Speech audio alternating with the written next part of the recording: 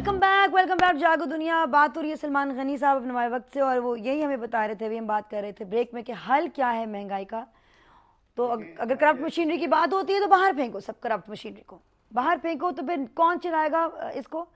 نئے لوگ. میں جب انتخابات ہوئے اور شہباز شریف صاحب وزیر اعلیٰ بنے, شہباز شریف صاحب کے پرانے دور کو لوگ یاد کرتے تھے کہ یہ آئیں گے, لوگوں کو عدل و انصاف ملے گا, جواب دہی کا عمل تیز ہوگا. اس سارے عمل کو گورننس کہتے ہیں. اگر آپ گورننس یقینی بنا دیں تو رزلٹس از خود آنا شروع ہو جاتے ہیں.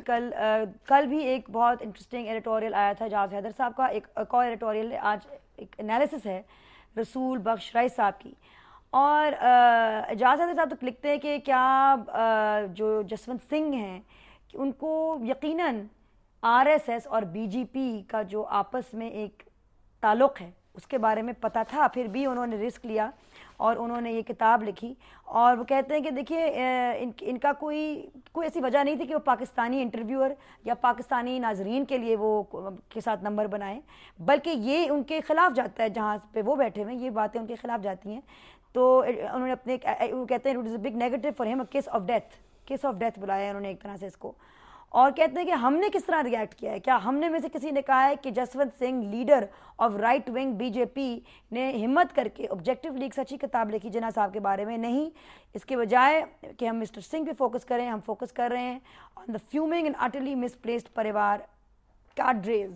اس کے علاوہ رسول بخش رائی سے بہت انٹرسٹنگ بات کرتے ہیں. وہ یہ کہتے ہیں کہ دیکھیے جناح صاحب کون تھے اور جناح صاحب کی نظریات کیا تھی.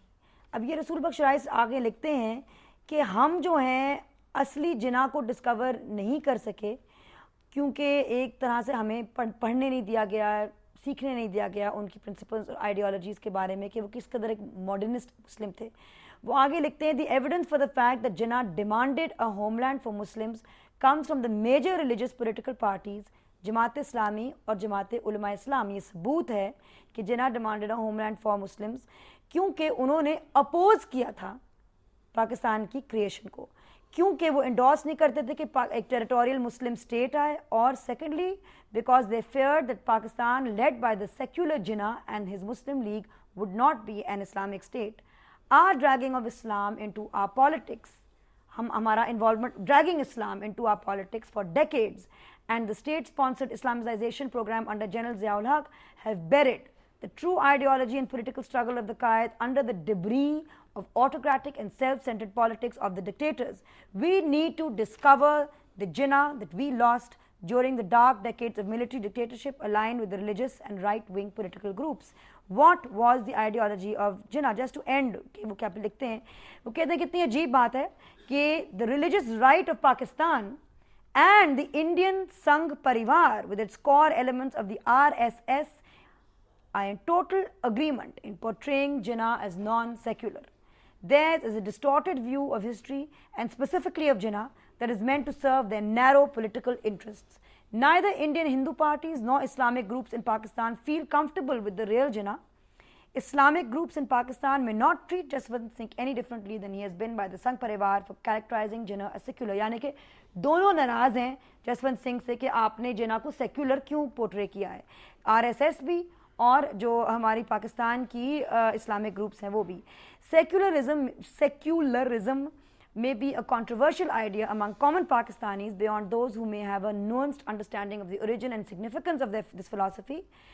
But what have our military dictators and supporting political outfits using the shell of the Muslim League done to other two political ideas, democracy and constitutionalism? یعنی کہ ملٹری اور تمام, یہ دیکھیے کہتے ہیں کہ 4 ملٹری جنرل بیٹھے ہیں جناح کی تصویر کے نیچے اور انہوں نے سسپینڈ اور ایبروگیٹ کیا ہے آئین کو, اور الیکٹڈ گورنمنٹس کو سوٹ کیس پیک کروا کے بھجوا دیا ہے.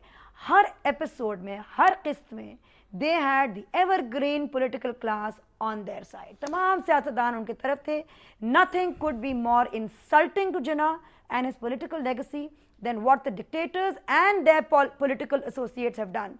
As we try to rebuild Pakistan as a democratic state, آخری جملہ, we need to revisit Jinnah. دوبارہ سے سیکھیں, recover him from the usurpers and shape the future of Pakistan according to his ideas of democracy, constitutionalism, peaceful struggle for rights, and the separation of religion from the state, therein lies our future.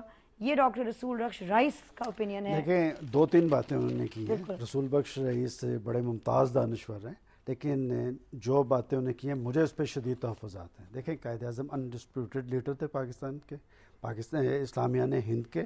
انہوں نے struggle کی, لوگوں نے ان پہ اندھا اعتماد کیا. Leadership کا یہ کرشمہ ہوتا ہے.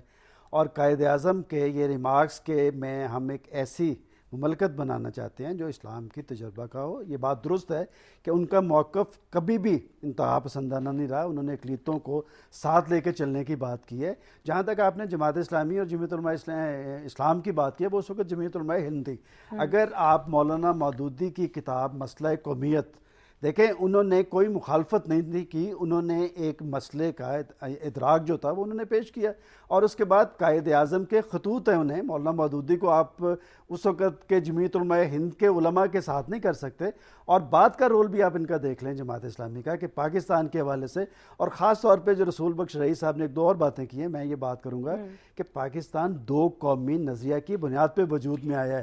آپ انہیں مطلب ہندو انتہا پسندانہ تنظیموں کے اگر ریمارکس کے ساتھ, ایک سیکنڈ بریک پہ جائیں گے, واپس آئیں گے اور غنی صاحب کی بات ضرور ختم کر کے سنیں گے. میں اتنی بات کروں گا جتنی آپ نے رسول بخش رئیس صاحب کی بے بات شک اتنا ہی آپ کو کوریج ملے گا, اسے زیادہ ہی ملے گا, کیونکہ آپ تو ہمارے اپنے سلمان غنی صاحب جاگو دنیا کے.